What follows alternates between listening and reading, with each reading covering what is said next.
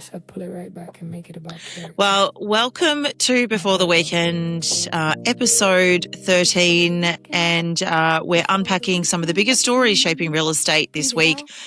Today, we're talking tenant privacy, rental supply, government regulation, market trends, portal competition, and a couple of great conversations that are worth diving into. I'm here, of course, with my amazing co-host, Pete. How are we today? Yeah, really good. Not complaining on annual leave, as you can see. Yes, I can see you enjoying the sunshine. Oh, yeah, I've got a tan. Do you actually ever tan? Like, do you, if you ever do get out in the sun, are you just one of those guys that goes a little bit reddish and then just goes white again? My porcelain fine qualities don't handle the sun very well. Yes, it's been a big week. Bulla from Fiji to start off with. It's lovely out here, but I won't rub all listeners into that, the fact that I'm on holidays and they're not. We'll move on very quickly. Yes. Big week on the numbers. So the REA Group released its full year results today, as everyone's aware. Yesterday, actually, as everyone's aware, they're a publicly listed company, so that it's always worth following for interest. Cotality confirmed the housing downturn has spread to Brisbane and Adelaide, not in big amounts, but this is pretty much in line with what Tim said in May before all the trouble started, even before the budget. The Reserve Bank board meets on Tuesday. The block is back on our screens. Are you a fan of the block? I do actually enjoy watching it, but only to get some of my own renovation ideas. I then become oh my gosh, look at that kitchen. I think we should do this. What if we got rid of that vanity and we did that in here? You can imagine how many eye rolls I get from he's sitting next to me on the couch. Yeah. So funny that you say, how do we get rid of that vanity, which is all about the block. Different vanity. But yes, that's back. So we'll have a bit of a discussion about that. Plenty to get through before the weekend. We'll roll into I suppose our first story, which is one, I had this a lot in the industry back when I was at Box Brownie. We fielded a lot of questions because there were a lot of questions going around at the time about 360-degree inspections. Other people call them virtual tours, and there's quite a bit to the terminology, and it actually comes out in this article.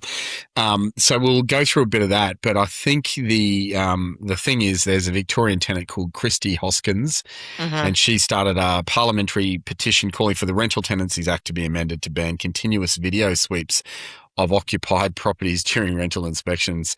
The petition is sponsored in the Legislative Assembly. Of course, it's sponsored by the Greens. The Greens. renting spokesperson who's probably never rented, Gabrielle de Vitry, and closes 31st of August. It has only 140 signatures, so popular.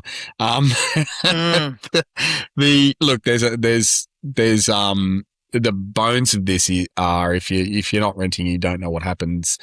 Mrs. Hoskins describing a 360-degree filming of occupied homes. This is widely spread. This is a widespread practice as far as I'm concerned.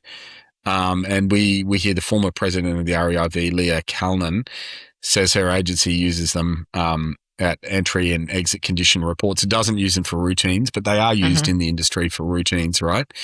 Yes. And the REIV are actually saying more regulation is unnecessary. And I'd have to say I'm on that camp, but concedes the practice can be obtrusive.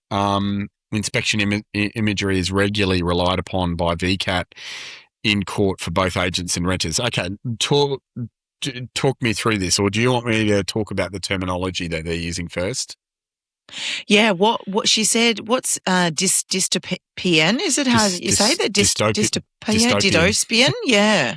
Dystopian, yeah, that's like a futuristic, you're being recorded wherever you go. And look on that, just on the dystopian comment, we've got another one coming up in where we're talking about property managers being recorded. The privacy legislation is not keeping up with the amount of things that do record you.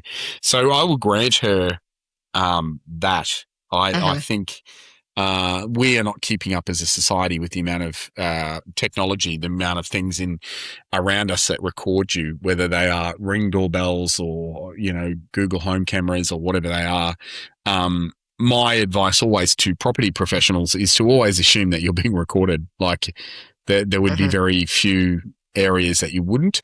And I suppose the secondary privacy thing, and this is the bit I'll grant, I think it's Christy Hoskins, is that I don't think anyone's household should be recorded without that permission. Now, don't forget, we've done inspections before this 360-degree photography ever existed, right? You wouldn't have used them as a property manager. No. Yeah, we started using them in the day and they were highly effective. So a couple of things.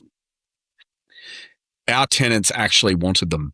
So one of the reasons that has led to this is that we have the ability for property tenants to say, you can come over to inspect this, but you can't inspect this until another day. And it's way easier. Like a lot of these, the people who are doing the inspections with these cameras are general maintenance contractors. They'll walk in, take photos. Some of them are property managers, but it's a faster way to sweep the property and get out of your tenant's hair.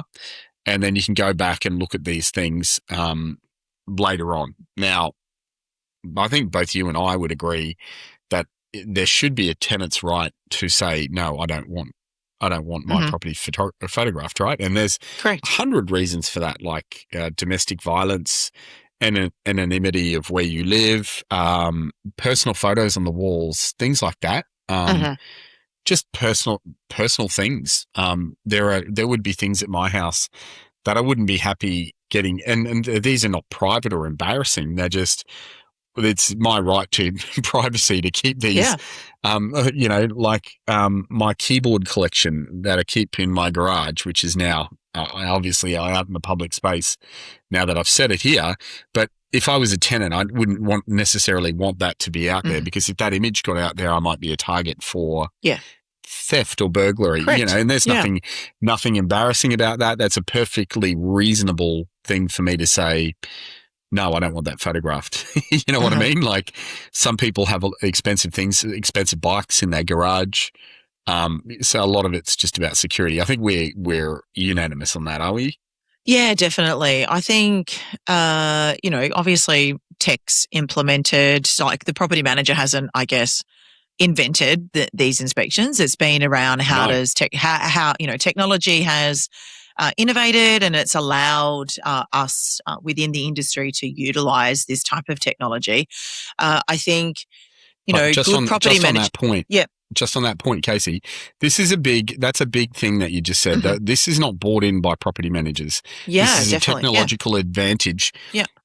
For speed, and it's actually welcomed by a lot of tenants out there. And I agree that there will be a small percentage, but this is another instance. And just to point it out, this is another instance where parliamentarians have put legislation up that wedge the property manager in between the landlord and the tenant, just for using things to try and make their jobs faster because of previous regulation that has come in and slowed things down. So we're in this never-ending regulatory hoop that is ongoing over and over and over again.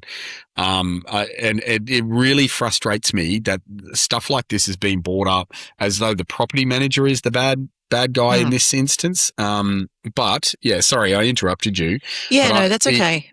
It is not technology brought in by the property manager, right? No, definitely not. I think, you're right. It's about the efficiency, but also you are also correct in saying that some tenants are quite welcomed of it, because it just means that, that time of doing the inspection might not be as long as the property manager actually walking around. And let's be real, the photo can be taken as well, not just a video. But I think property managers, of course, need to understand and respect the wishes of the tenants. And I think that the majority of our industry actually does do that. And I also appreciate that sometimes, and not intendedly, we might take a photo or the video might show something that the tenant might not want in there. So I guess it comes down to, in those situations, in understanding privacy is that our industry and the property managers, where are you storing those photos? Who's receiving those photos? How are you sharing those photos? All of those things. At what point in time, maybe are those files deleted at some stage? Maybe they're not, right?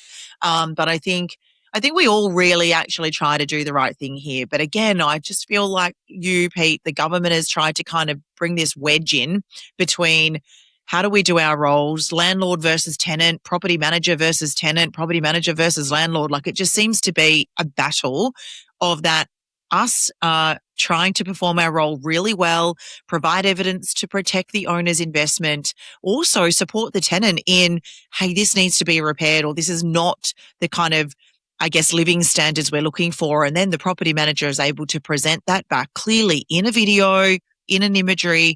So I feel like it's supporting both sides here by having the technology available. It's just about us using it responsibly, but without the government putting blame on or trying to wedge between, all of the parties here in trying to achieve that outcome. Yeah, well, and it works both ways. I've seen tenants use subpoena the footage, the inspection thing, where they felt that the property manager wasn't, doing the right thing. So it can go both ways. You're dead right. The conversation should be more about what's the data privacy here? Who owns the data to start off with? Is it the company that the larger company that's responsible for this? Is it the property manager? My guess is it's the inspection app that is being used. I feel that there's more, this could be resolved with the conversation there. Do you retain the data? Yes, we do, for the life of is it destroyed afterwards? Yeah, it's destroyed, or it's destroyed after a period of time. Is it ever used for anything other than the actual inspection? Well, the answer to that should be no. So there should be a best practice guide for this kind of thing. Like, this is the way we use it. And it could actually be that the technology involved here has that. And there's more technologies coming. I know there's one major provider, but I've seen 3 or 4 of these coming through the ranks. So this is not something that's going to go away. I would advocate for an opt-in. Like, if somebody didn't want this happening, to opt in, but the stupidity of the legislation now, like they talk about video sweeps. There's no video. It's a photograph. Yes, it's a 360 photograph that's stitched together.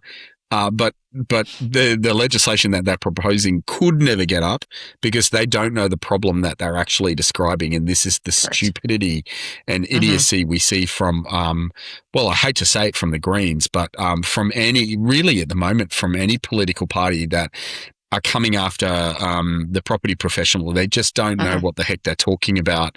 Look, I could advocate for this responsible usage for this. I think I would have 1,000 reasons as to why that could exist. There is even technology out there, and I don't know if it's part of the app, but like, let's say you did take a 360 and there was something quite obviously personal or something that shouldn't be displayed there.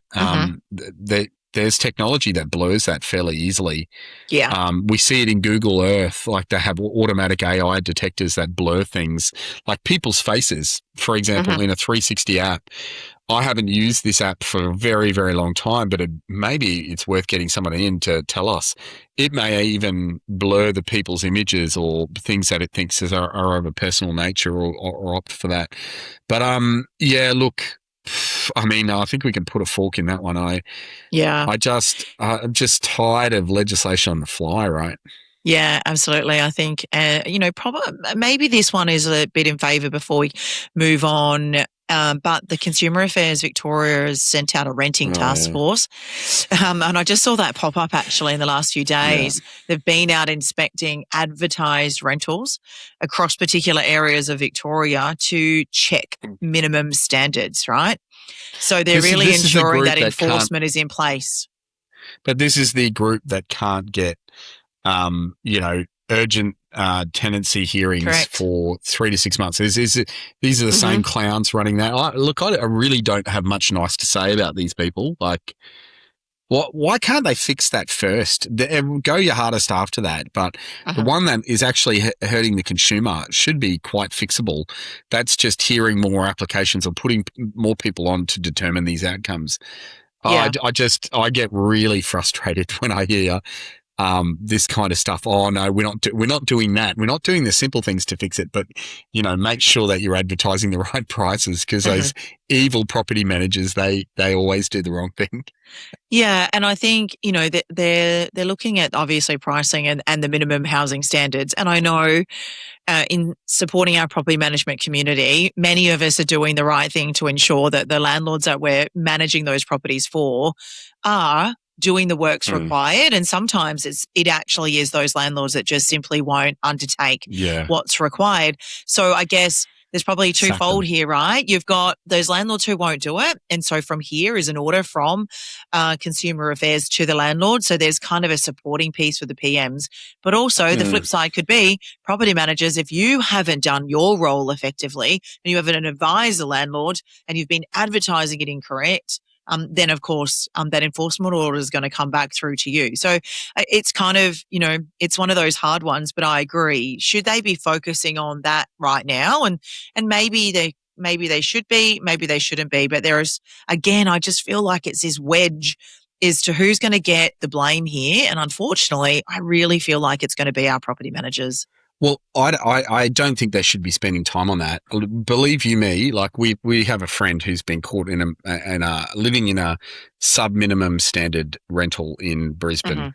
So this is not just happening in Victoria. I know it's sub-minimum because there is a large amount of mold in his friend's room, which is, by the way, if you're in that scenario, you don't have to deal with that.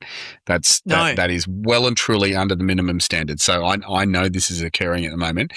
And they can't get a response out of that property manager. And I'm guessing the property manager is having trouble dealing with the landlord, right? So you and I have seen this all before. I know exactly about this. Consumer Affairs don't have to go and inspect that. That is a waste of public resources. They should just have a simple form that says, take photos, show us the minimum these minimum standards. You and I can spot them in no time, Kasey, and you can spot them with a photograph.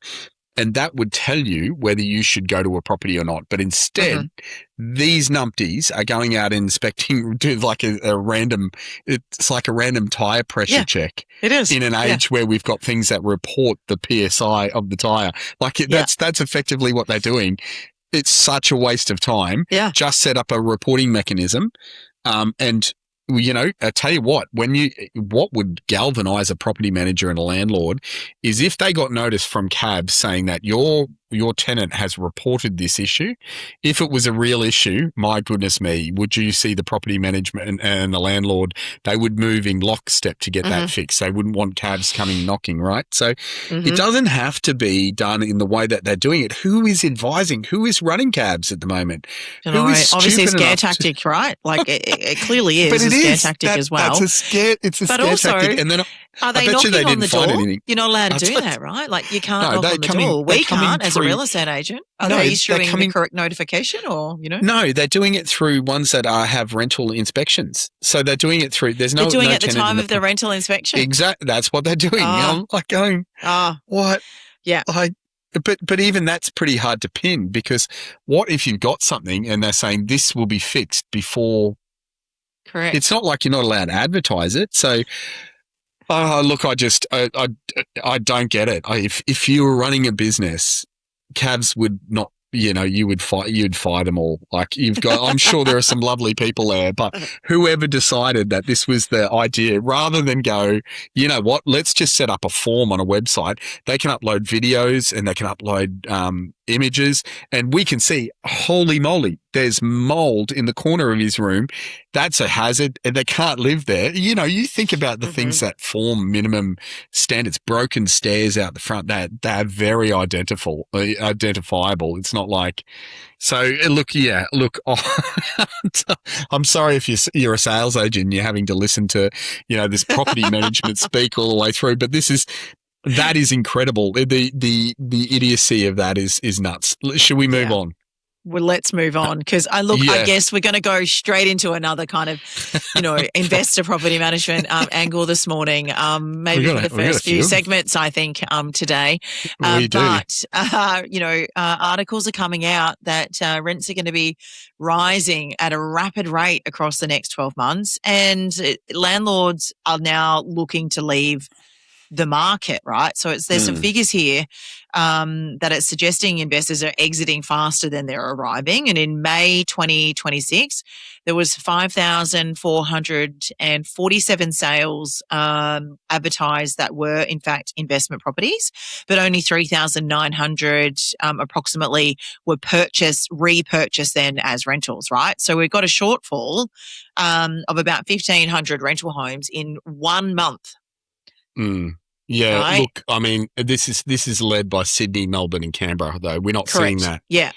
so much where we are at the moment. And I would suggest this is only happening in areas where the supply and demand issue is not as high, which are those three. Sydney, you could argue the other way, but yeah. Well, look, I actually think if you gave this report to the government, they'd be happy about it. Don't you? Isn't this what they want? They want the big greedy landlords selling and homeowners buying it. Isn't this what they want? This was absolutely the stated outcome. I but think only with rents rising at $2 a week. Yes, well, rents were economic modelling done by Treasury. That one more time. But you and I just on sitting in a pub having a beer would know that is not going to be the case. It doesn't pass the pub test. No. Rents are going to go up catastrophically at a time where tenants could least afford it. It's a misunderstanding that you when you design a new development, right, you're cutting up the land. Most good developers will sit there and go, what percentage of tenants versus owners do we want in this estate? And then they will design an estate around that. And like within their thinking is the fact that you need both of those. There are some people who will always choose to rent. They will never own a home.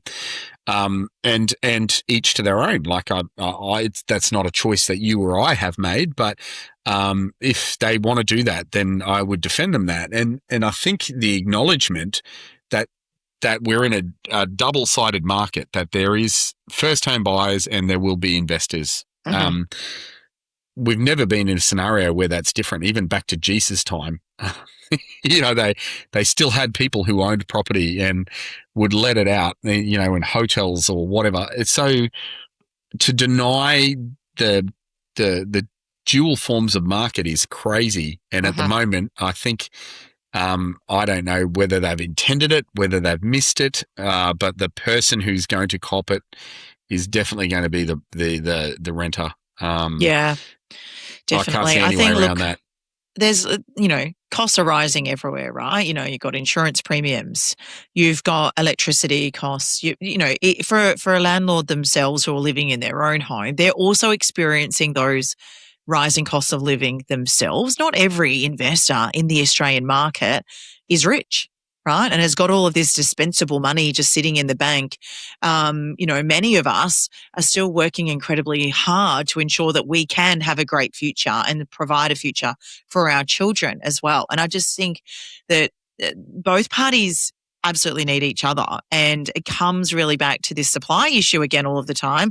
And the history tells us that when supply falls, that's when rents are going to rise. So it's probably, whilst the government might like those numbers that I just shared earlier, I think the policy really just needs to encourage that long-term investment needs to protect tenants as well. And not every tenant is also in a position. Those 1,500 homes, who's going to be able to now rent them if those landlords need to put the rent up in order to cover the costs? And that's what exactly is happening. And so again, we're just going to find more people having this affordability problem. And then we're going to have all of these rentals on the market with no one being able to afford to rent them. Yeah, and I'm going to dispute the fact that all of those houses are selling. Like, we're not seeing half the houses selling at the moment. So it's not a case of landlords are fleeing the market and every single house is being purchased I don't believe that's the case. I think there are a lot of them that are unsaleable at the moment that just aren't moving, who are sitting there, even worse, vacant. So yeah, I don't think it's anywhere near glowing, or I don't think we're in a scenario where we've seen the end of this story yet by any chance, any stretch. No. Now you did an interview, so every Friday on the show, or invariably every Friday, we end up talking about two things. I think how governments are rewriting the rules of tenancy and how the industry behaves when no one thinks anyone's watching. Yeah. They're pretty clear. Like, we've even touched on that today. So, we've got government numpties trying to rewrite laws around 360 cameras, talking about them as though they're video filming. And we've got how the industry should behave and how it's actually behaving when it doesn't think anyone's watching. So you caught up with Kasey Lawrence. What does Kasey Lawrence do? How does she fit into the picture? Yeah, well, just to kind of add to the funniness of this, it's two Kaseys with a K talking to each other and our names spelt exactly the same. So we had to have a little giggle as we were starting this interview. It's way too much Kasey for my liking. Too many Kaseys. I did actually make a comment to her before we went on air and said, wow, Pete would not be enjoying this, being right in the middle of two Kaseys, right? But no, Kasey Lawrence is from the rental network, a prior property manager herself as well, but is now a consultant and trainer working alongside property management businesses across the country. And what kind of has landed through her Instagram DMs is renters and owners sending her particular stories or evidences of, somewhat our industry's bad behaviour. And I think the story that she shares was a Melbourne renter who waited 18 months for a letterbox, and when it was finally installed, it was unannounced, 6:30. She was told by the agency director via a text message to listen up and stop complaining. And I think it was more about the behaviour and the fact that the agency director has kind of gone straight at that. The renter was very much, hey, I get it, I asked for it, but just next time it would be really great if you could just give me some notice. And, there's prescribed forms for that, right, around that. So she was calm about it, the renter was, but the response absolutely made my jaw drop. So, I think, did you get a chance to listen to it, Pete? What's your feedback before we play the interview? Oh, it's interesting because I think she's highlighting a lot of the things that we talk about, but there's a couple of things. So, Kasey Lawrence, Kasey L, she is backing up, I think, a lot of what we have already highlighted about the, the prescribed Victorian rental form. She's also echoing, the story I told you before about, I know a person who's living in a room full of mold, which is clearly a breach of minimum rental standards. Those tenants were unwilling to go to the property manager because they'd had so much trouble finding a home. And that's one of the saddest things that's come out of here. We've got a tenant who has rights who is too scared to use them because of the state of the market. And again, all through this article, screaming in the back of my ear is supply and demand, supply and demand. We don't have enough houses. If we had enough houses, that tenant would have choice. They wouldn't have to stay in a mold infested. They could move. So, but hey, let's roll the interview and let's have a listen to what the two Kaseys have got to say. Yeah. Well, hi guys. Welcome to Before the Weekend podcast. And I'm excited today. I have Kasey Lawrence with me from the Rental Network, and that's two Kaseys with a K, and our name's not exactly the same. So when I first met you, I was like, wow, somebody else. Yeah. So something for us to connect to. How are 100%. You this morning? I'm good. Thank you so much for having me. Yeah, thanks for joining us. I've been loving what you've been putting out on social media, which I guess brings me to your first question that I've got here is the communication piece. You put a piece out on Instagram where obviously those that you're consulting with in the industry shared with you around what a particular principal in our industry actually responded to. Can you share with me the details of that and how this came about? So this actually wasn't even a client. I get a lot of people who are living in the industry, not those working in it, but them living in it, owners, renters. I get a lot of outreach in my DMs for people wanting support and advice. So this just came from someone who follows me on Instagram and needed advice on the treatment they were getting from their property manager. So this particular renter had heard some banging outside her house at 6:30 at night. She doesn't live in the best area of Melbourne. Messaged her director of the agency, which is her point of contact, and the reply she got was that it was someone out there installing her letterbox, which she'd been asking for 18 months for. She's been in there for 18 months with no letterbox. So she just respectfully responded back and asked if she could just be notified next time because she wasn't sure what was happening. And that director responded back with a really abrupt and I thought it was quite disrespectful message, just telling her to listen up, and if she wants things done, don't complain and let them do it, basically. So mortified. Yeah, I guess it's, Pete and I have been consistently raising every Friday on the podcast around different behaviours of us as real estate agents. Misconduct, obviously, as well, is just consistently at the forefront of social media. But to, I guess, hear that you've got renters, so they are the consumers in our market who look to us to find them a house to buy or to rent. What their request was not unreasonable. No, let's be real. So that would not have put a great taste in that renter's mouth. More importantly, they could also own property or know people that do, right? And there's just the fear, I guess, from a renter's perspective of they feel like sometimes they do need to shut up or they will be without a home, and it is a very fine line for them to have to navigate, and that is, I guess, why I get so much outreach in my DMs. And if I can empower everyone in the industry, not just agents, owners and renters, with the knowledge and advice to stand up for themselves respectfully and know their rights, I'm more than happy to respond every day of the week to be able to hopefully then make a positive impact on the industry. If we all kind of can just respectfully work in the industry and live in the industry, I feel like it's such a toxic cycle between owner, agent, renter, owner, agent, renter. There's a lack of respect within that triangle going all different ways. I'm just trying to change that a little bit, and it's hard. Yeah, it definitely is. And I think, we've seen as well different aspects of exactly that. Agents attacking agents, right? Sales agents doing that, stealing signboards and, just all of this crazy stuff as though that's what we actually need to do.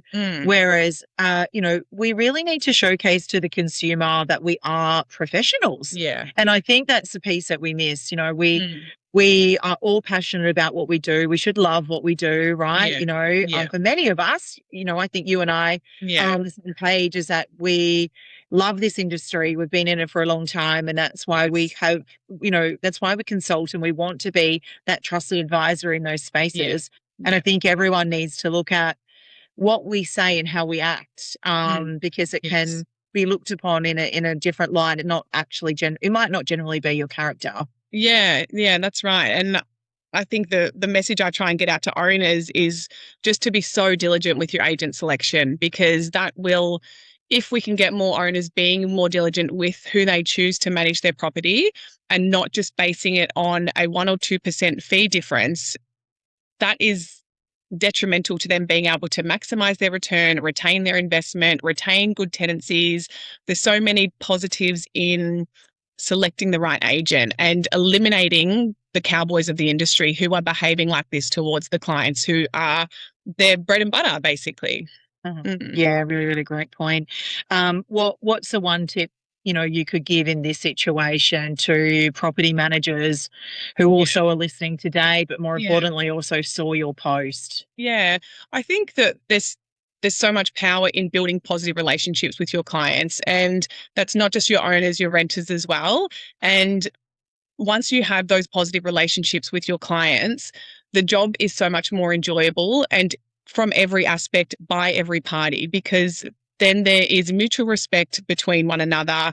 There's leniency, there's enjoyment in the job and people can enjoy where they live, maximize their investment return. So that's one thing I could get out there and pass on, is just to work on building positive relationships with your clients, because the impact that has is tenfold on you yourself as the agent, but the industry as well, because they feel that through the work that you do. Yeah, really great tip there. I know you do a lot of work in the Victorian space, and you're definitely across some of the changes, or a lot of the changes that are going on down there. I feel so incredibly just terrible for property managers and landlords within the Victorian market at the moment. There's just been so much all at one time. But if we could talk first of all on the application form. So obviously there's a change within that, and we also saw more recently as well a particular prop tech company has been fined and ordered to make changes. So can we talk through what's on the ground, this impact having on property managers and renters? Yeah, I think, with regards to that application form, Victoria is actually behind on that. I know Queensland and SA have got a very diligent application form they've had for a while now.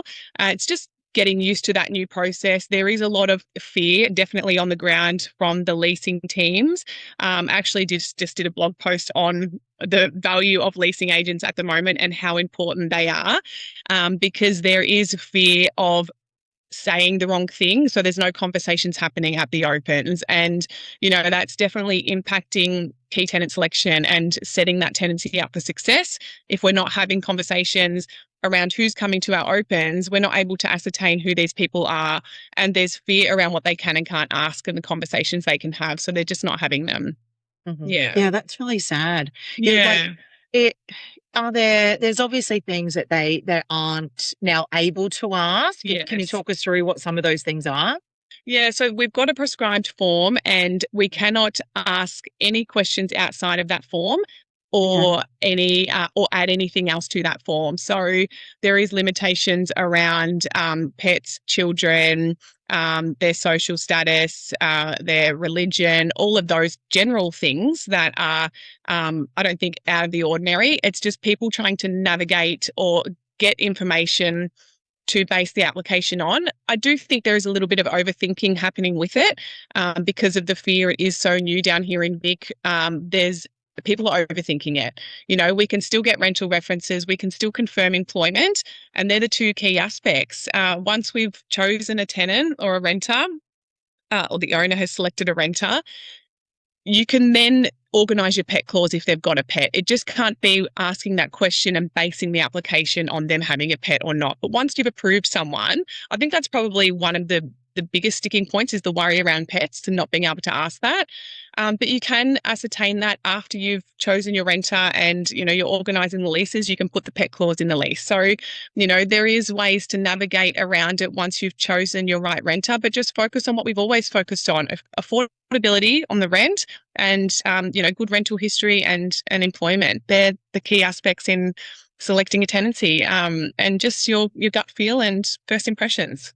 Yeah. And I think, to your point, I don't think that our teams or our people should be afraid to just make sure that they are talking, right? Because I think a gut feel and sometimes what you learn about people at those open homes, and that doesn't mean you've got to dive into, all the nitty gritty about them as individuals, but it's more about, what brings you here today and what do you like about the home, and, just a general conversation, because then you really kind of get the feel about maybe who they are, and cross-referencing that against anything they might have noted on their application form, right?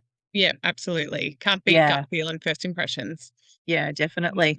And I guess the next biggest change and more recent change that came out was around bonds. So talk me through that. What's the talk on the ground about how this is getting rolled out? Yeah, well, it's rolled out. It's happening. Yeah. There was a lot of confusion initially. I think there still is a little bit. I think some of the teething problems have been ironed out.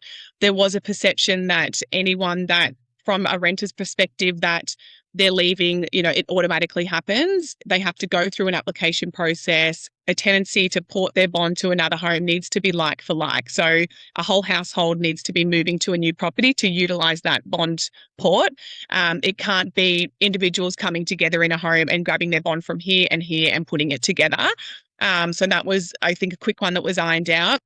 I just think around, a lot of the changes, there is a lot of grey areas that us that are physically working in the field have the questions but don't have the answers to when they are being rolled out, because I guess they're being rolled out from people not working in the field, respectfully.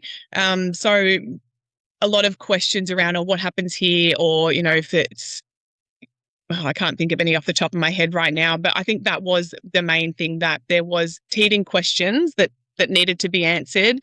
How long is the delay between requesting to utilise this scheme and getting it approved? And is that going to then delay a start date on a property? I think that was a big one too that was coming through from a lot of agents.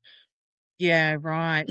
Yeah, have you seen anyone actually transact yet? Like, has a transfer occurred? It's happening. Yeah, it's happening. Okay. Yeah. I think it's I don't see any negative in it, in terms of, there'll be opinions from the government and interests and all that kind of thing. But in terms of in the field, in the industry, as agents, I don't think there's any negative impact around that. It doesn't affect our ability to be able to make claims on bonds. It doesn't leave the vacating property owner at a loss by any means. They still have a bond to claim on. So from us, it's just a slight administration change. Mm-hmm. Yeah. Okay, great. In terms of, I guess what else you're sort of hearing on the ground, I know we've been chatting for weeks and weeks around the budget and tax reforms and I guess how that's impacting investors. Yeah. What are you hearing from those businesses you are consulting with? More importantly, I guess the property managers. Yeah. Have their conversations changed? Are their investors under pressure? Yes and yes, but not as many conversations are changing or happening as I would have liked. I'm definitely talking to all of my clients about that and have been for a while, in terms of talk to your owners, find out where they're sitting in this and what support they need. Are they able to retain? Do they need to sell? Can they hold? So if we're not asking those questions and having those conversations with our owners, we've got no idea where they're sitting in this. We could have one owner that is needing to sell, but an owner that is looking to increase their portfolio. There could be a transaction within our own rent roll there, or multiple, but we're not having these questions. We're not having these conversations. We don't know where our owners are sitting. So I think we need to absolutely be speaking to our owners and being, you spoke earlier about the trust, being a trusted advisor. That is absolutely where we need to be with our clients at the moment in this industry and market as it stands today. We have to be their trusted advisor. We need to be asking questions, maximizing their investment, helping them retain it if they can through maximizing it, minimizing vacancy and all of those value adds that we are as their trusted advisor. Yeah, and if there was one tip, Kasey, that you could give our agencies and our property managers today, what would that be? Around the owners and retaining properties, yeah. Mm-hmm. I think absolutely having the conversations, for sure. They need to be having conversations with their owners. They need to be diligent with their tenant selection so that can set the owners up to have a successful tenancy. They need to be building positive relationships, like I said before, doing all they can to minimize the owner's vacancy, maximize their return and protect their investment. They do that through positive relationships, because when they've got them, a tenancy goes smoother. There's less issues at the vacate, meaning less vacancy time for the owner, less, work on the property between tenancies. So having conversations, for one, building positive relationships. Yeah, great. Look, I still obviously I'm speaking to a lot of property managers and agencies and what I'm doing, and what I'm still seeing in our industry is the fear of our property managers picking up the phone. Yes. And we are still hiding behind email and hiding behind thinking that the automation in the technology is enough and it's doing the job for us. Yeah. So I think, the key here, to reiterate what you've shared, is a conversation, guys, is not an email. A conversation is picking up the phone, talking to them, getting them to trust you. Listen, right? And listen to what's going on. And getting off ChatGPT. You cannot grow as an individual, understand what you're talking about if someone's giving it to you. You've got to learn it yourself. You've got to read it, understand, find the answer if you don't have it. If you are constantly plugging and playing in ChatGPT and AI, you are never, ever going to confidently be able to have those conversations on the phone because you don't have your lifeline there of your AI telling you what to say. Yeah, really, really a good point. And in closing out, Kasey, tell us what you do at the Rental Network, and if anyone would like to connect with you, would love for you to share. Yeah. Beautiful, thank you. I am very heavily at the moment doing a lot of health checks on rent rolls. So I'm a consultant and trainer in the industry, and this year has been the year of the health checks with clients, which is really good. And that essentially is diving into their rent roll, having a look under the hood and really analysing where they're at profit-wise, systems and procedures, the organisation of the business, staff, and giving them a detailed report to get them to where they need to be as profitable as possible. Client service is at its peak. Staff retention and happiness is all there. They've been really popular this year, which is great. I've been able to get some really good results for my clients. I could probably count the last 5 that I've done. We've been able to uncover anywhere from 100 to 300K sitting in their portfolio without adding any extra properties or any extra staff. So well done. That's great. There's lots happening. So it's good. Yeah, excellent. Yeah. And if for any of our listeners today, how can they connect with you if, of course, that they're interested in one of those health checks? Yeah. You can jump on my email or Instagram, the.rental.network. I'm sure you'll put my contact details in here somewhere. So, phone, email, social media anyway is fine. Yeah, great. We'll add Kasey's details to our podcast. You'll be able to link there through to her Instagram and, of course, her email. But thanks for joining us, Kasey. Thank you so I really much for having me. appreciate your time and just, of course, sharing your view of exactly what's going on and inside the 4 walls of property management divisions. Yeah. Thank you so much for having me. I've loved it. Yeah. Thank you. Thanks, Kasey. See ya. Kasey, great interview with Kasey. The letterbox story, 18 months of asking, then listen up, don't complain. Obviously, we've got some cowboys in the industry. How common is that behaviour, do you think? Is it the outlier or is it the open secret? Do we see that widespread? Look, I don't think there are... to be honest, I actually don't know, right? I think we do have cowboys, and I think that sometimes this behaviour happens independently and by individuals, and sometimes agencies directors don't know. But I think the key here is that this came from the agency director, which is probably the most disappointing thing. I think, it's probably not a secret that there are individuals that don't perform and behave in the way which they should. And of course, it's something we speak about every single week around the misconduct of behaviour of our agents.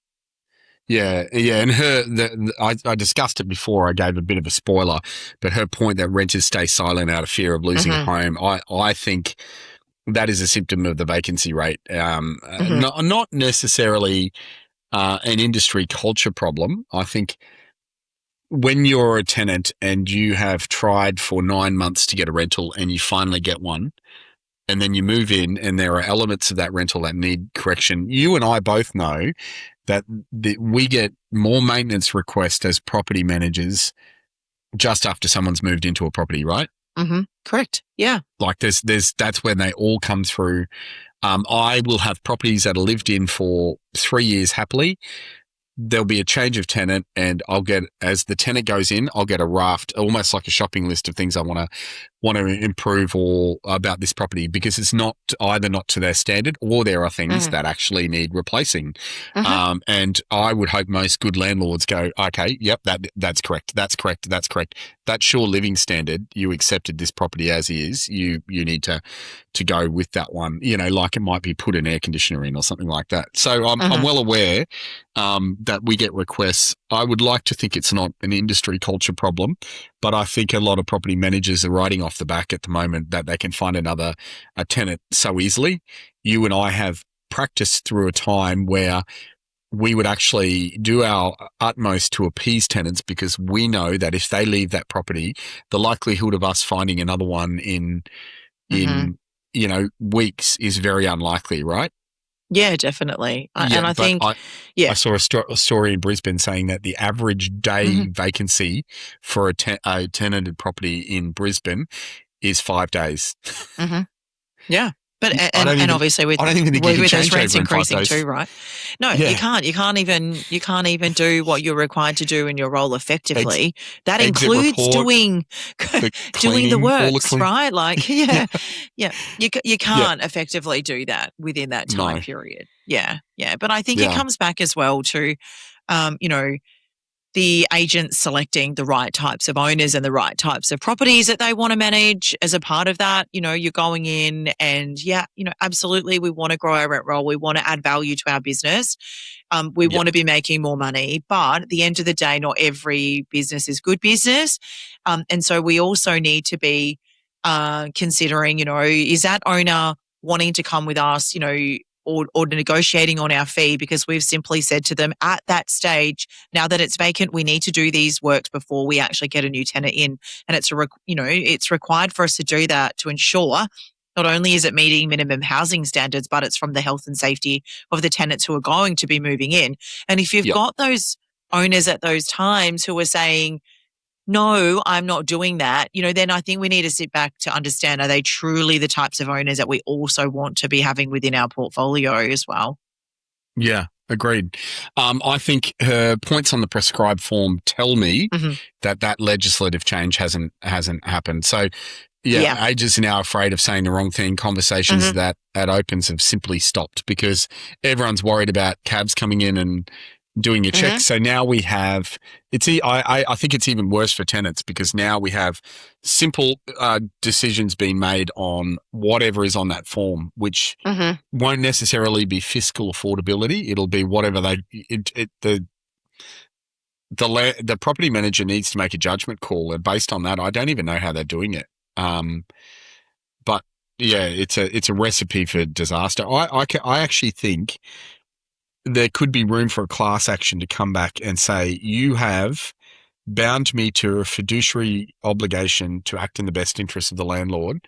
And then in addendum legislation, you've taken away that right. I can no longer decide who is the best for this property.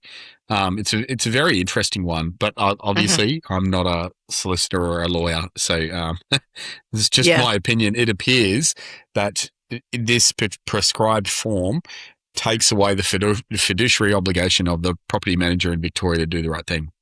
And I guess it's just, there's all of the compliance and there's all of these rules and there's just been so much that has obviously come into play in legislation that has changed. And I guess, she raised a point around kind of navigating, and it's kind of looking at, okay, this is now how we need to operate, and what could and should our practices be? How do we navigate around that without, breaching anything within the legislation? So, it's probably, taking on board what those changes are and looking at how do we make those changes work within our businesses to ensure we're also not breaching them as well. Yeah.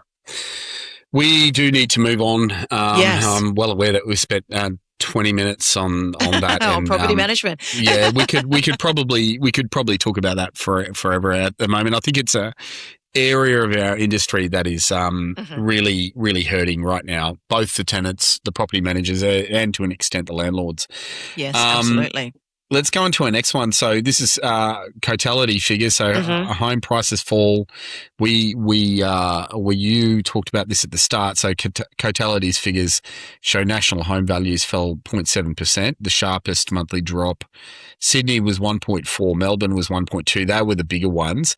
I think the new part of the story is Brisbane's down 0.6 and Adelaide is down 0.2. So not big falls, but it's their second consecutive monthly fall for both of those. And the combined regionals recorded that first decline. So now we've got nearly everything on decline, and we can actually say the Australian housing market is in decline. So what, we got the RBA meeting on Monday and Tuesday, and so we're expecting a decision there. All four major banks are saying they expect to hold after 3 hikes this year, though a majority of surveyed economists still expect at least one more rate rise in 2026. What do you think? Yeah, well, inflation came down slightly, right? And I think...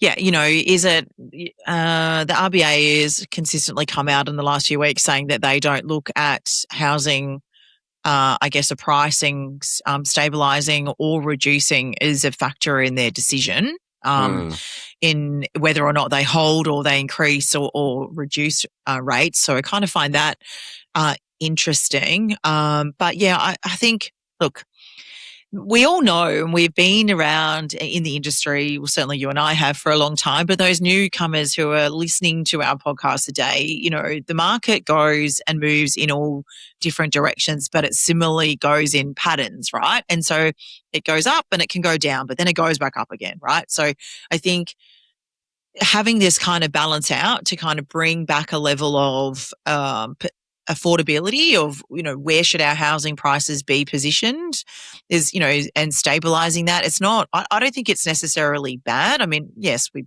buy our homes to create some capital wealth for all of ourselves. But I think the real question is the market actually catching breath? Like, is it actually just trying to go, we've been going at such a hard, fast pace for so many years that it's just taking a little minute? Like I think that's kind of more the question here. But I'm very, very interested to see what the RBA does on Tuesday. Yeah. Yep. I'm tipping they leave it the same. That's my tip. I also think, I think it's going to be an interesting time. I suspect if we remain like this for the remainder of for what's left over of the Labor government's tenure, we will probably see an unprecedented drop in home prices, to the extent of between 8 and 10%. And that kind of drop will be catastrophic for anyone, any of the new first home buyers. Now, you and I are homeowners, so we know very well that probably both of us are going to be fine writing out 10% drops. That, I don't know that for sure, but, I don't want to speak on your behalf. I hope I'll be okay. Yeah, but no, a 10%, yeah. A 10% drop. So, what that means is if you're holding a house for $2 million, you're going to lose $200,000 of that value. So if you have leveraged the house at 1.8, it's now what it's worth. But if you've just borrowed $2 million to pay for a $2 million house, and in less than 6 months or just over 6 months, it's now 1.8, you are now in $200,000 deficit. And it was very interesting this week listening to the government talk about a negative equity scenario, which that's a negative equity scenario. That means that your home loan exceeds the property value, which means that you effectively owe money, and you're $200,000 behind in the asset that you had. Not a good story at all. No. But I think that's the biggest concern out of all of this, is that we're about to see greater negative equity scenarios, and I think everyone's still holding. I think buyers are holding. I think sellers are holding. I think investors are definitely holding. There are some out there talking opportunity, but the market's not moving enough for them to have been in it. And even the banks don't know what to do with our loan scenarios. Like there was a widow tax that we might get a chance to talk about article today.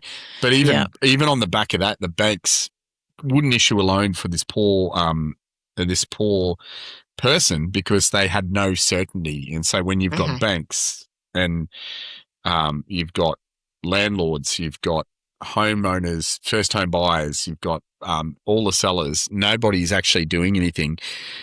It just screams of a lack of confidence. We don't know what the heck is going on at the moment. And I think everyone other than the RBA who are just looking at fiscal figures and making decisions on that, that seems to be where we're at.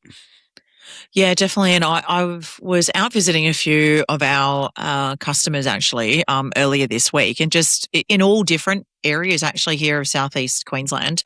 And I asked the question of, how's business and how's it going? And from a, sales and rental perspective. And they've said that their listings, while still getting the inquiry from buyers, but as sales agents, they are now needing to work every single inquiry. They are following up diligently, whereas we've experienced in the market that we haven't needed to do that, right? But they did say listings are still coming to the market, but slower. Price corrections are definitely occurring, but those that they have had on the market are now sitting longer than ever before. So the pace has definitely slowed, but they have still seen buyers coming to market, but it's just definitely taking longer for them as well to make the decision. I spoke to one technology provider this week who suggested that they had 20 customers since July 1. So 20 real estate agencies shut up shop, not sell. Not just sell. Close. Right. Just close. And they will be, this person said to me that they are rolling into other offices. So this might be an operator who is independent in its own right. There is movement going on in the real estate market. There definitely is. And, at the moment, I can't say whether that's a good thing or a bad thing. For them, maybe it's a great thing. I don't want all this paperwork. AML's been too hard. There could be a bunch of reasons. So I'm going to hinge, I'm going to hitch my cart to a larger brand, or I think we're definitely seeing a bit of movement to larger franchises. Yes, definitely. But that's probably indicative of that. But then there were some that just shut up shop, said, my time in real estate's done. Look, I've weathered all these changes, but these ones coming in, it's a little bit too much. Interesting, but we'll find out Monday, Tuesday on that. But definitely on the Cotality side, I'm expecting, and I think Tim Lawless actually said this, we're expecting much greater falls ahead. So, prepare your businesses for that. That should be, there are definitely things that you can do. A lot of them are going back to the basics and being consistent in ways that you probably haven't been for some time. Yeah, definitely. And as we said, it's drawing out the cowboys and moving those on, and we're getting back to basics in real estate, and those that really can understand how to negotiate, how to communicate, how to market well. They're the ones that are going to be able to get through what's occurring in our industry right now. Yep. This next topic is a bit of a follow-up. I've turned it the portal wars. REA Group's results and 1 year of CoStar-owned Domain. So we're at that point. A year ago, we had all heard that CoStar was going to acquire Domain, and it'd be interesting to look back, or we will look back. But the first part is the REA Group's financial year 2026 results were released on the 6th of August. So yesterday. REA Group, everyone will be happy to hear this, all property professionals will be happy to hear that the revenue has been up 7% to $1.79 billion. That's an EBITDA of 12%, core earnings up 15%, and a dividend up 20% to $2.97. That's what they're paying out. Stat net profit fell 22% to $519.3 million on impairment. So that's just the reparation once the numbers are in. So the number that matters for agents. So I think this is the part that will have all agents swearing at the other end of this podcast. residential advertising revenue rose 12% to 1.29 billion. So let me phrase that for you. In a year when national listings were flat and home values fell every month from the March peak, the rental advertising revenue still rose 12%. So everything else is falling, all bad news. But hang on. Yeah. We're still going to charge an extra 12% in revenue. We've had that rise to 1.29 billion. Controllable buy yield revenue per listing. So the amount of revenue they're getting per listing rose 13%, built on 7% Premier Plus, which you will understand more than me, but that's one of the subscription models I have, plus add-ons. Subscription increases and depth penetration is what they're referring to that. What do you think depth penetration means there, Kasey? What's included in their subscription? Yeah, well, maybe it's an interesting is that what they're one. meeting with that? With depth penetration? Yeah, I wasn't really sure. So I know what subscription increases are. So they will be things that, but it could be. I suspect it refers to how much of each transaction they're getting. So that could be combining PropTrack, right? Yeah, correct. To Realtor to Premier Plus. So we're getting a little bit more money from the depth penetration of people using our products. But I might have a bit more of a look at that. Obviously, it came out yesterday and I'm in Fiji. And looking at the REA Group figures is not at the top of my priority list. No, absolutely not. But they gave financial 27-year guidance. Listings they're expecting to flat to down. But they're expecting another 8% Premier Plus price rise flagged already, targeting low double-digit yield growth again. So despite what we just went over where we thought the market was going, but here's REA Group saying, yep, we agree exactly with what you're saying. Listings are going to be down, flat to down, but we're expecting another 8% increase in our Premier Plus price rise already flagged for the investors there. So what do you, what are your thoughts? 13% more revenue. Now you can see the look on my face, but our listeners cannot see the look on my face. No. That's good news, isn't it? Fantastic news for the industry. Yeah, I guess, look, we always see, and we've been around for a long time, but we always see that REA every year do those price rises. I think what they've done differently is that, I guess, rolling everything in. Before it used to kind of be adding it. Now they've bundled everything and it's kind of like, let's take you to that top tier subscription and you're going to get all of these things included instead of you kind of paying additional subscription fees.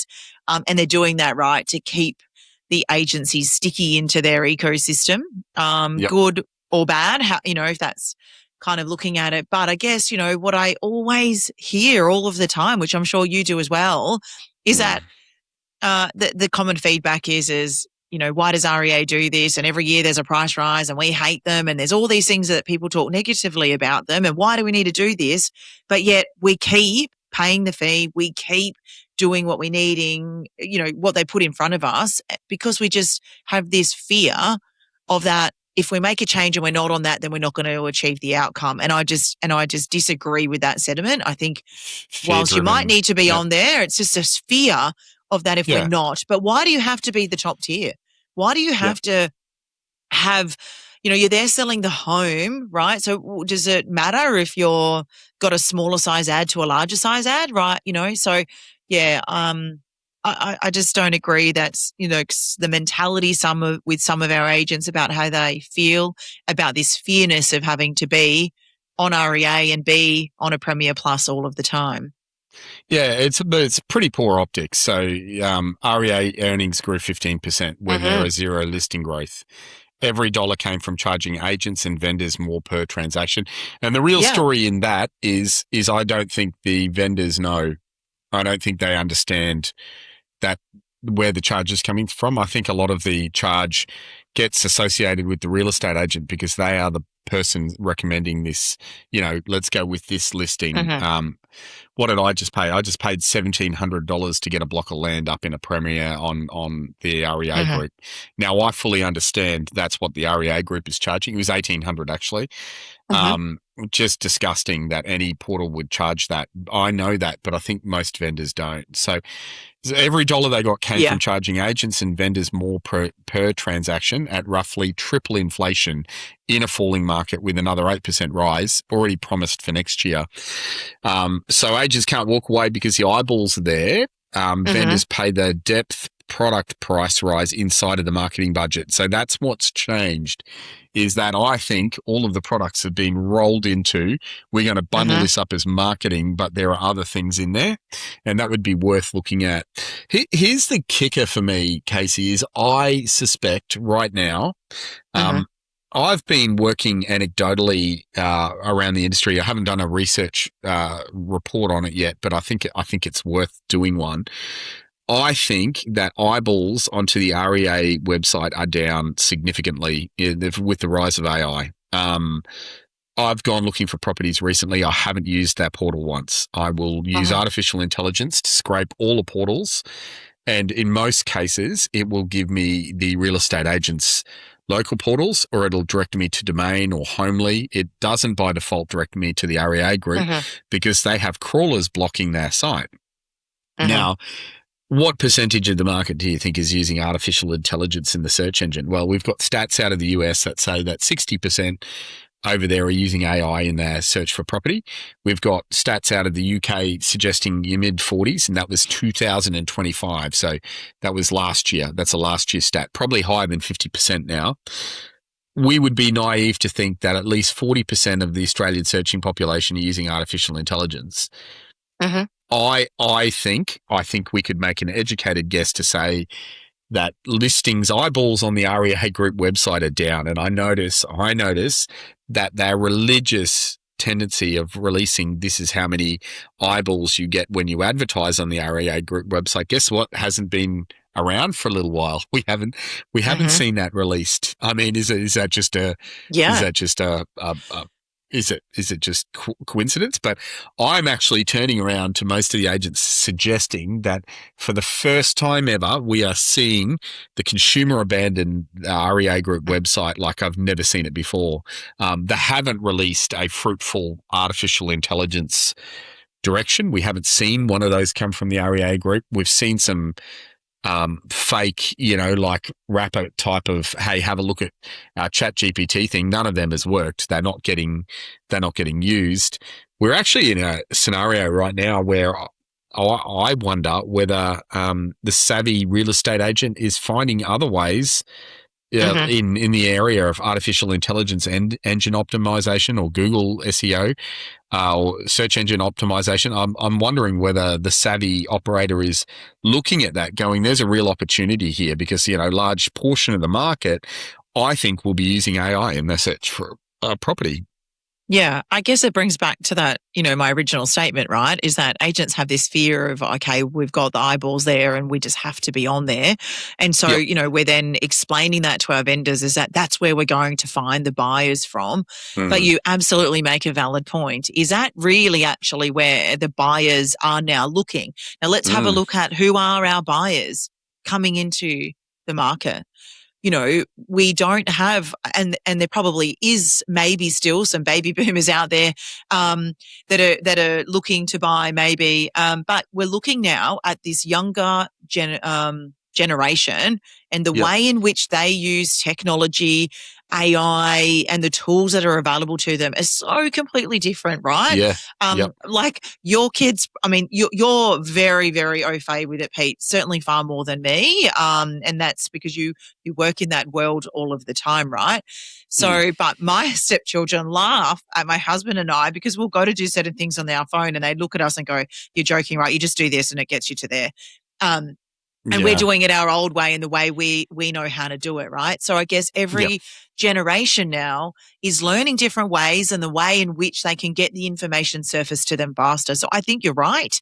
We do it. I did it for where should we go when we're traveling to Japan in Christmas, and what should we be packing, and what are the best locations, and how should we travel there? And Chat and Claude gave me very similar things, but they gave me my full itinerary, where we should go, what train we get on, what time, what number, and I did not go to any other site to do that other than AI. Yep. And I've done similar things in the home search area. I actually think that the property investment area has fully abandoned those sites. They may use them to reference and look at individual properties, but I don't think any of the search is going on in there. It can't. They're set up really poorly for property investors to look at. Not that there are many in the market at the moment, but now it's even more important to try and find that jewel in the rough and do it faster. And so, you know, I will rely on things like HTag, which you may have heard of, is a new data player, has a lot of short-term rental stats and things like that. I'm getting way better results out of using that over, let's say, a prop track or an RP data when I'm looking for a house. And the artificial intelligence search engines are actually listing, like, here's what I want, here's the specs. I would like it positively geared. Yeah, that's pretty hard to find, right? Well, I don't have to go and look at all those listings anymore. It'll suck up the ones that it thinks are, and it'll drop them into a list for me, and I can just click through them. And so they're still getting hits on those individual clicks. They're all, you know what? They would know. They will know because they're coming directly, like they have a UTM, which is like a tracking mechanism, and it will be telling them you're getting a lot of your search engine.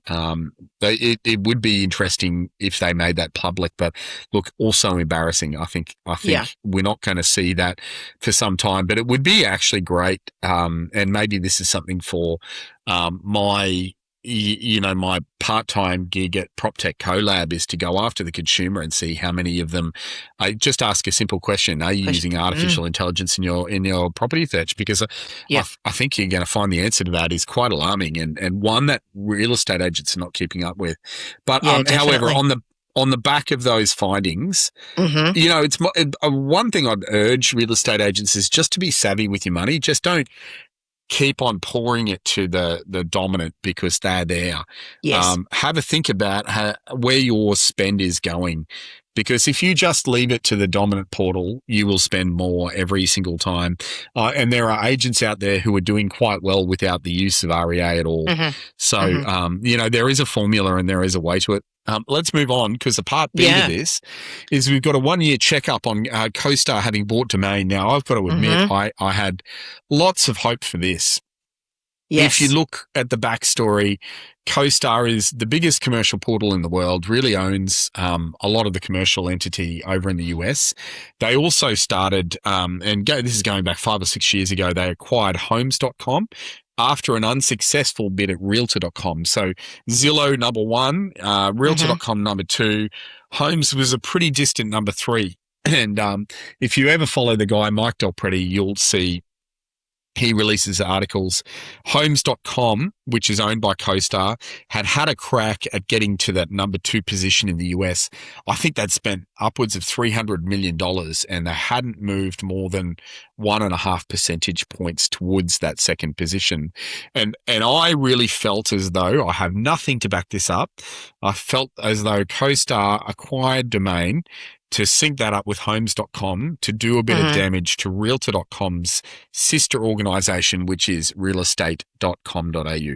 There's a lot of portals I've just mentioned, so try and get your head around that. But I had really felt that if CoStar came in owning Domain, and all it would have to do is erode the value, erode the profitability of realestate.com.au, offer stuff for free that would do so much damage to realestate.com.au and in turn possibly realtor.com. But it didn't happen.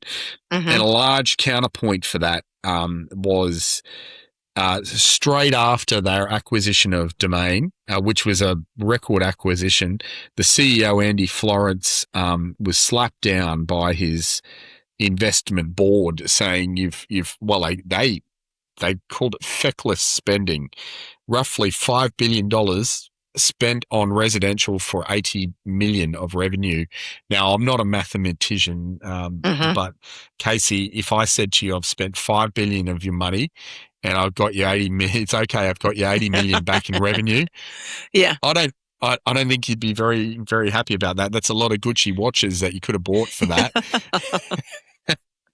Yeah, Think I'm of not the too sure deal. you'd continue working for me if that's the kind of outcome that- you're going to get me if I say, can you buy this to ensure we make money? But that was what happened. That was Yeah. effectively what happened. So ever since then, Andy Florence, by the way, Andy Florence is like he's like the kind of guy you'd describe as bull in a china shop. He will just break it all. And then he's actually quite good. I got a lot of respect for him, but he's gone quiet. Totally not. Yeah, totally not what I thought he would. He has come out and said Homes.com investment is delivering exactly what we said it would. So he can't have gone into this going, we're going to make a lot of money. This would have to be a 10-year play at the residential in the US and other areas to try and get some profitability. So Yeah. CoStar's residential business has just posted its first adjusted EBITDA positive quarter on the back of double-digit revenue growth a year after acquiring Domain. So that is proof that that's his Florence's proof point against the activist on his share board, and Domain is a big part of why the residential line finally turned. So, look, I think it's positive for Domain. What are your thoughts? We're not seeing anything on the front line that would lead us to believe that they're doing any real damage to the REA Group, right? No, I don't think there's definitely that's kind of appearing on the front line. Obviously I saw, about 6 months ago, or maybe even earlier than that, where they made a decision to look to sell off some of the assets that they had as a part of, some of their tools, I guess, like Engage, similar to Realtor, some of those. I don't know where. Well, that's here in Australia, right? Yeah. Correct. Domain, yeah. Correct. Yeah. Through Domain. So some of those tools, and I guess they looked at, were those tools being used? How many subscribers? What kind of income was coming from those? And I am assuming they made some of that decision, whether or not they've been able to sell them or not, but to then kind of launch into that new initiative with Matterport 3D, right? With the tours, where they're kind of promoting the open home, always open. Buyers can just walk through online at any time. So I don't know if that's been, has seen, that positive, I guess, profit improvement there for them through Domain. But I definitely haven't seen it probably maybe how we all were hoping it would happen, that they would kind of come in and shake REA a little. I haven't seen that yet. However, I do think that from what I am seeing, they're doing good things. I think they're far more reasonably priced. I think they're fairer in how they do that, certainly from the consumer sense, from what I hear in the market. But, they're not as prominent within Queensland. They certainly have their pockets of market share and loyalty, but I just don't think that they've done it to what we were all expecting in the industry that we were hoping that they would do. Yeah. I think, and for the listeners who don't know, CoStar purchased Matterport. So they're the largest 360 provider in the world.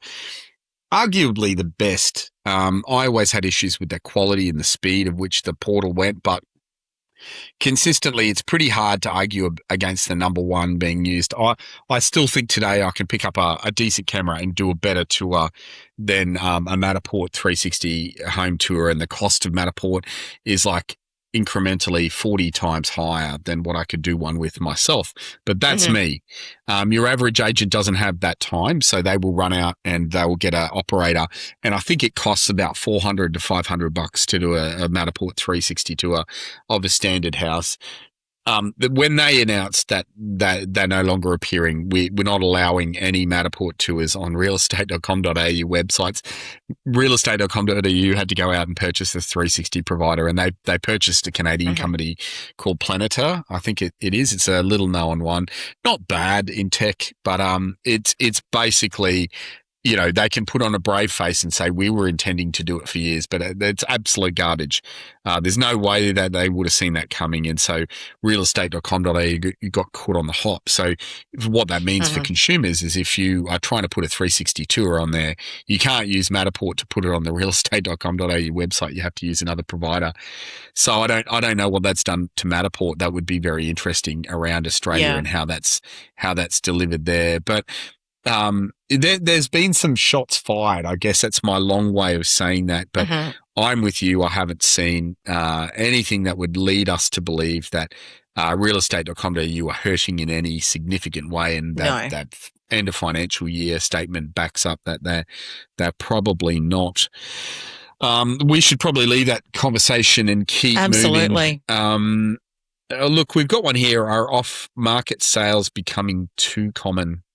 Do you know what this story is about? Did you get a chance to read it? Yeah, the online discussion questions, it was around whether or not there's now too many properties are selling off-market, so through the agency databases, right? So they're not, and I guess it kind of comes back to an earlier point, they're not even reaching the portals, right? Yeah, to correct that, just in terminology, they're not off-market, even though that's what we call them. They're off-portal. Yeah, they're off portal, right? So they're not being advertised on your major portal, but just for the listeners out here who don't know, anything, that you're seeing online should have an appointment to act signed for it. So technically when that signature hits the page and is executed, it's on market, even if they haven't put it on a portal. So they're off portal is what they're meaning to sell. Are off portal sales becoming too common? And sorry, I interrupted you. Your thoughts on that? No, that's okay. Yeah, I think, I think the numbers came out and it said 20% nationally. So that's about 100,000 a year now sell without the need to go to portal. Well, we talked about this a second ago, it's interesting, right? Yeah, right. Like about how the listing numbers, the eyeballs are down. That there's been no growth in those listing numbers getting onto REA, and PropTrack, a part of the REA Group, analysed that kind of, I guess, those numbers and said around 4.3% versus their comparable markets of what actually went to their site has widened. So it's now gone from 4.3 to 6%. So it's actually increased. So the statistics are showing that more and more agencies are working with their vendors and looking at, we have got a database of already qualified buyers. We know these buyers are looking for these particular properties, and let's leverage that before we potentially need to go and spend XY money on getting to a portal. So yes, I think it is becoming more increasingly common. The question I've got for you, Pete, though, is do you think that that's a great way that our industry should be moving forward?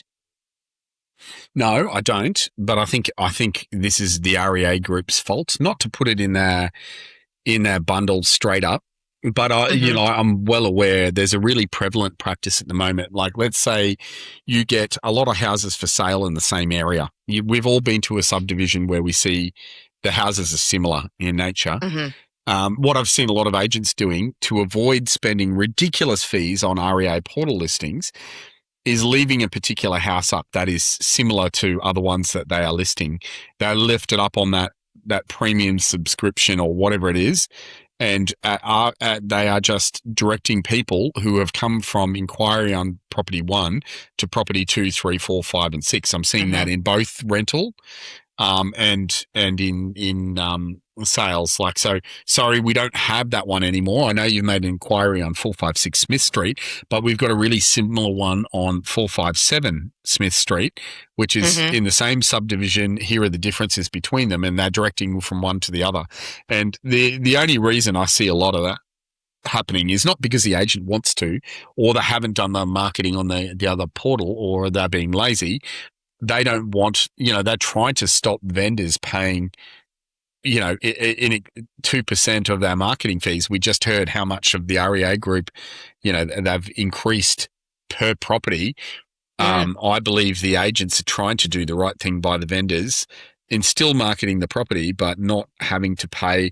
There's so many people, like even in the marketing of a property that I have listed, not the one that I've just spoken about, where they said to me, here is what we're going to do before we put it on the REA Group website, because they're quite conscious of how much of a whack that is to my hip pocket every time it goes on the website. So there are very, very few agencies who don't have a strategy for before the REA Group. And don't forget, the REA Group know that. This is why they tried to buy that Dynamic Methods forms provider, is because they wanted to know as soon as something is listed. If you were ever going to go out and disrupt the REA Group, the distance between the listing being signed and it getting up on the REA Group, that's your opportunity. That's where they have very little visibility until a sale, where they can ask how much, if you sold that. I think they've got something for agents at the moment where if you don't disclose what you sold the property for, you don't get higher in the listings. So they, I don't know, don't quote me on that. But if you know what that is, send me a message if you're listening to this. I've had like 20 messages on people correcting me on stuff on here. So I don't know what that is, but I know that you're required to disclose your sale to the REA Group if you're part of this. It's some kind of premier listing or something. But yeah, are they becoming too common? No, they're not common enough, in my opinion.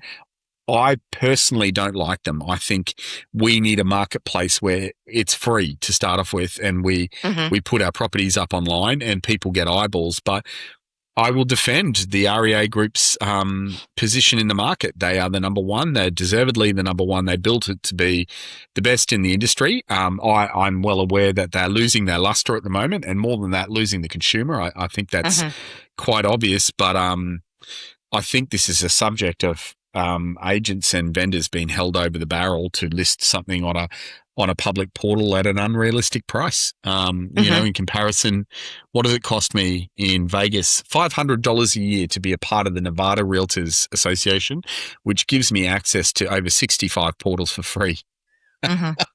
Let that one sink in for 3 seconds. Yeah, that's absolutely. that's exactly why we're in this scenario. That's exactly why we're here. What do you think? Yeah, I think, you're right in saying it depends on obviously the vendor's goals as well, right? So each agent is going to be working through, and some just unfortunately can't afford the amount that's being charged across the marketing campaigns. And everyone is in a different position at different times. So I think the strategy has a place, but in the way in which it's used, for what goal are we actually trying to achieve? But if we were shifting our entire strategy, I feel like that if everything then stopped maybe going to the portal, then there could be a transparency issue that might start being compromised. We could have buyers then starting to more come to the market of, we're not seeing these. How do we have never been to an open home before. So those tenants, for example, who are looking to buy, and then they are consistently missing out because they just don't ever see these properties come to market, we then potentially will face this issue of government coming in and bringing some kind of legislation about how in which we need to do it. So, yeah, I think they do have a place, but I think it depends on what is the vendor's goals, what outcome are we trying to achieve. And yes, you might have a buyer who was at 456 Smith Street, and now 457 call you and say, hey, what did you get? I'm thinking about selling. And you go, well, I've got 5 buyers who are ready to go. I don't see a problem in that.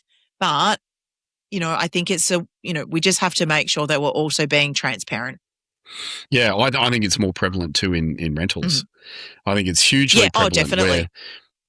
So that stat's not even on there. I think you will find there are a lot of agencies out there who leave dummy listings up that are similar to what they could be getting, and they funnel people through to whatever else, and fair play to them. That makes it bad from the consumer point, I think, but yes. Yeah. Definitely. Let's move on. We'll move on. Yeah, definitely. Yeah. You did. You also did a really great interview this week with Ellis Taylor of Real Time Australia, and you launched that yesterday. Actually, we did it as an early addition to the podcast, and so kind of talk me through it. Give me a few of the tips of what our listeners are going to hear, and then we can get straight into that. Maybe share another snippet of that interview or repost that for those that didn't get a chance to listen yesterday. Yeah, well, it's up there, so you can go and have a listen. It's actually Ellis and Jackie. Ellis and Jackie Barnes. So Jackie Barnes released a Women in Real Estate, and this is the crux of the conversation. She released a report at the RERQ Lift conference. One was on the stage. Jackie was first and Ellis was second. And Jackie was talking about where women in real estate are likely to leave real estate. And Ellis, who came up immediately after, said, who is a recruitment expert across Australia, really good. He came up and said immediately into the microphone, "Thank you for that, because we that's exactly where we're picking them up." So this conversation was about a recruiter's playbook in taking not just women but salespersons from the real estate talent pool. And seeking them out for other jobs. So Ellis's real background lies in finding, in this instance, well, normally people of a technical nature, so property technology or technology in general, but he works for Atlassian, Canva, Google, those kind of providers, and he is finding that real estate agents or people in the real estate property profession at a certain age are really ripe for the picking to drop them in, and they flourish very well in a sales association, in a sales type of role for these. So very interesting conversation. Listen to what Jackie says about the industry problem. Listen to what Ellis says about rating and exploiting the industry problem.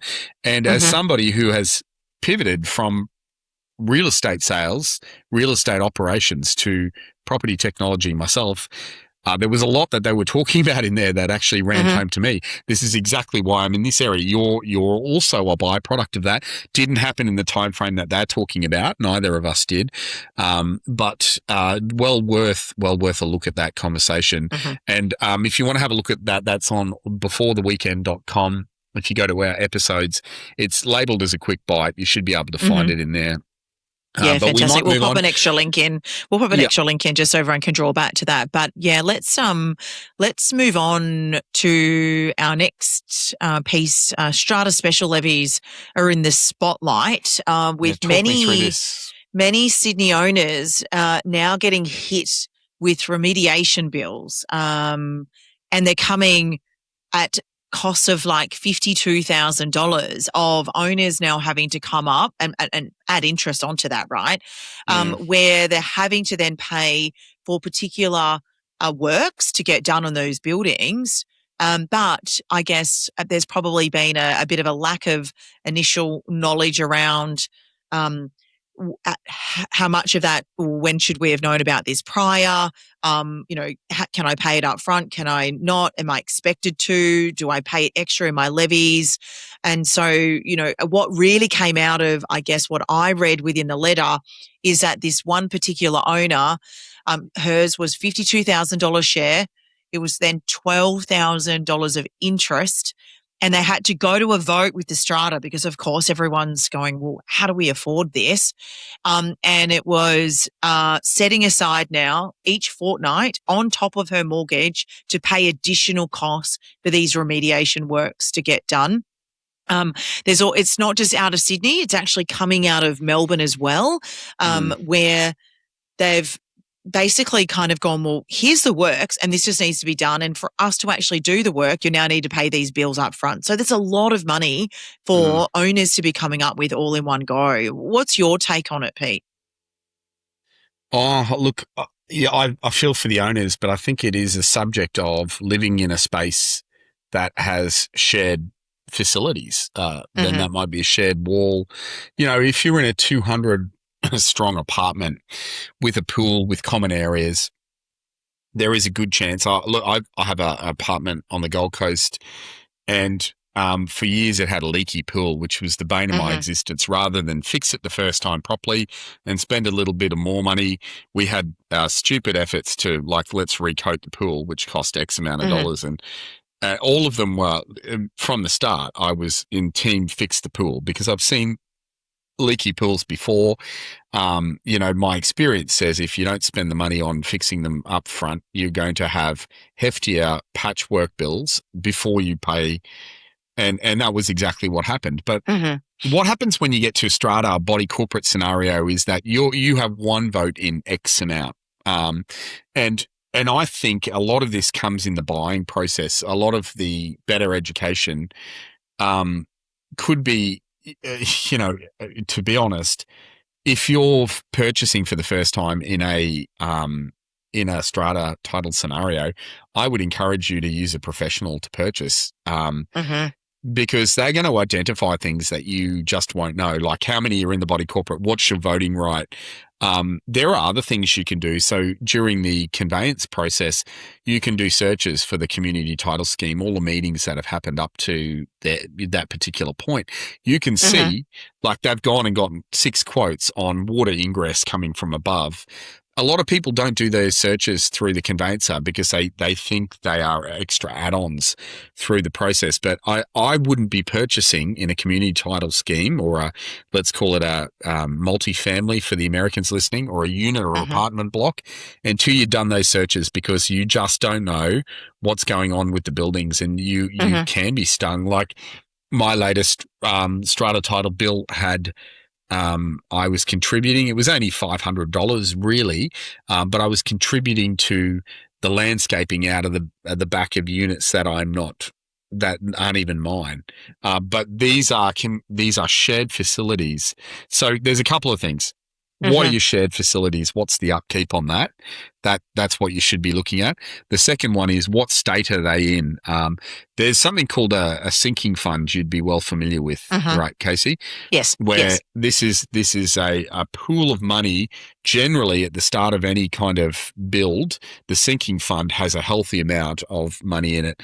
These are for things that are ongoing. The body corporate can spend that money, and every year you make a contribution to the administrative fund, which is the operational fund of the body corporate, and you make a contribution to the sinking fund, which is the rainy day fund. What if something happens, like a pool leak or whatever? Now, if you're walking into a strata title scenario where there's nothing in the sinking fund, you're in a bit of trouble, but then there are catastrophic things that you can't account for. This is not limited to Australia. In America at the moment, they're finding that a lot of the multifamily, as they call them, or apartment complexes, after a certain type, have never had engineering or structural defecting done on them, or rectification works. And as a result of one collapsing in Florida and many people losing their lives, all of a sudden they're getting these defect notices through, and they are hectic. They are like, they make these numbers that we're looking at really stupid. They're asking them for like $500,000 per entity.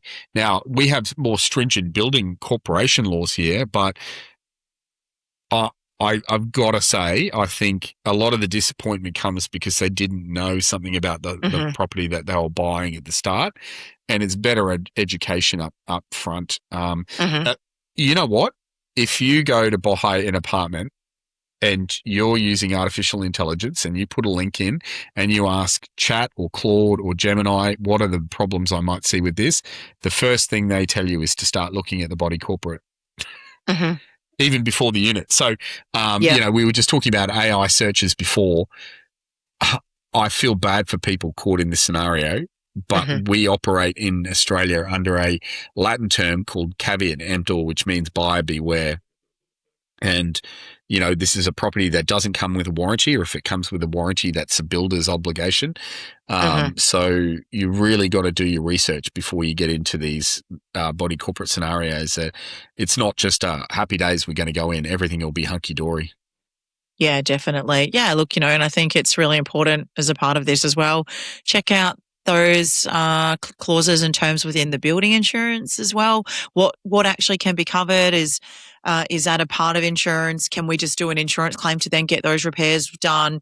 Or is it the fact that, no, we all do need to come up with additional funds within that community title? So, yeah, I think for those out there who are listening who may be buyers and looking to get into the market and the unit market, make sure you definitely do your research here, because you don't want to get in and in a few years' time get slogged with an extra $50,000 bill and expected to pay that all up front to get any additional works done.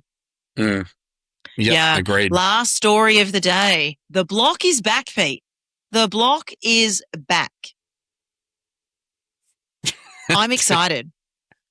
I You know why? are. Because I get to sit there and I get to, look, whatever. I don't really care about the drama and all that sort of stuff that goes on with it. For me, I typically watch it on the Sunday night once the work's been done for each of the rooms, because then I get excited and I get all creative and all of these ideas about what I could do in my own house, including, oh, yeah, let's do a bathroom renovation. I'll just swap that vanity with this vanity.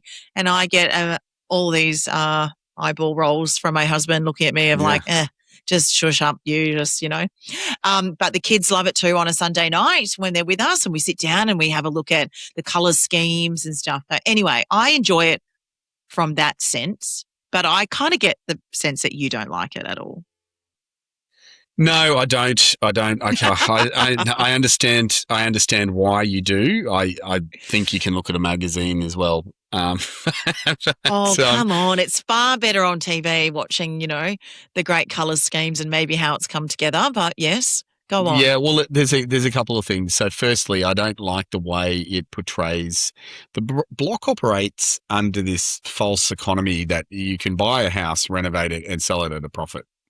Mm-hmm. And it ignores basic stuff like overcapitalization, which is when you buy a house. Like this used to happen when I was selling houses. There'd be two houses next to each other. They were both purchased at the same time. House A would spend X amount of dollars, let's say $200,000 on the renovation. House B would spend nothing. Maybe they'd give it a coat of paint, but very little. We'd go to sell both of those and they'd both sell for the same price. So House A, who'd done all of this renovation, would not actually get more or better capital yield than House B. And that's because like the block takes a renovation approach. Like we need to renovate everything or build everything from scratch, whatever it is.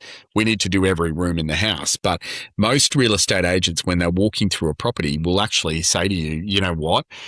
We could probably achieve the same result for you here by giving it a coat of paint on the outside, because we're selling these. And it's from the perspective that I think the block makes a lot of Australians dumber about property and exacerbates some big things. So, how many of the 27 block homes resold since the show began made a profit? Well, you're not going to like the answer to that. I think there's like single figure digits. The standout would be the guy, Portability. Yeah. You've seen him a few cases. He bought 5 of the Phillip Island houses, and then quit as a buyer. He sold them. When he resold them, he'd paid $4.3 million. He made a $1 million loss. Like Portelli's just doing it for the eyeballs that are hitting him. The auction results were never market results. So when they do sell at auction, it's not reflective of the market that's out there. And then, I think it's the overcapitalization problem. Block houses are always overcapitalized. A $4 million spec fit outs in locations like Dalesford, Phillip Island, Gisborne. Like if you're out there and you're listening to me and you live in those areas and you're spending $4 million on a renovation in there, you're doing it wrong. So that's the perspective. It's not any of that. Like I realize it's a TV show and they have to make drama from it, but I don't really support anything that makes the general population in Australia dumber when it comes to property.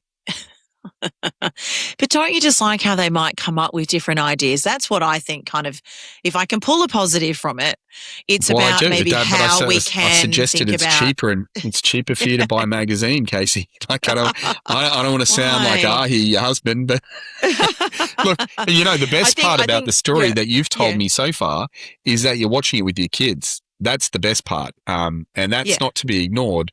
The block is a great opportunity to teach our children about what you would do and what you wouldn't do. And these are conversation starters. If it's something that they're interested in, is the unheralded part of what we're talking about here is that you're watching it with your family. I think that's brilliant. It's not for the renovation opportunities. I get it. I understand it. But you know what? Like just having that conversation with your kids, going, "What did you do wrong here? What do you think you did wrong? Or how did they not make their money back? Oh my God, they couldn't pull 11 million out of Dalesford." Yeah. But like, we talk about, hey, do you like that vanity? Like, do you think that would look cool in your bathroom in the house? Or what did you think of that colour scheme? And so we sort of start talking about stuff, but then kind of back to the AI conversation. Do you know what we then do? Take a photo of the bathroom, put it into AI and say, can you then do this colour scheme, put that style of vanity on and let's do a picture of what it might look like. So the kids then kind of do that and get a bit involved in what it could look like. So I think, from that perspective, I guess there's some learnings there. But I do want to say that we shouldn't expect the bathroom renovation or the kitchen to all be done in 48 hours. And I guess that's probably the negative piece, right? I think there are some positives that can come out of that show. But the negative is that we can't expect that if we were doing any type of renovation, that it's all going to be finished in a couple of days. Yeah, understood. Yeah. I have questioned your judgment on several things, but watching the block is not the highlight of that. So I'll let that one slide just for today. Yeah. Hey, look, we're out of time. Absolutely. But the WIG stories obviously share a common thread. Trust, we've hit it a few times before. Tenants trusting what happens to footage of their homes. Landlords trusting the rules won't change under them. Buyers trusting that the market they can see is the whole market. Apartment owners trusting the levy notice in their inbox is one. And an industry trusting that the platforms it pays are working for it, not just monetizing it. So every one of these stories is asking whether that trust has been earned. Kasey, what's your final word? Yeah, I think we've covered a lot today, Pete. So my final word today, I guess in relating to that is being diligent, right? It's doing our research. It's not just taking on every, provider. It's making sure it's what you need in your business. It's talking through with your landlords and your tenants, right? It's building that relationship. Guys, that's the industry that we're in. We're in a people industry, and the product that we rent and or sell is a home. And so let's just not forget that. Let's take it back to human connection, and then the trust is going to come back. So that's my final word on Before the Weekend today.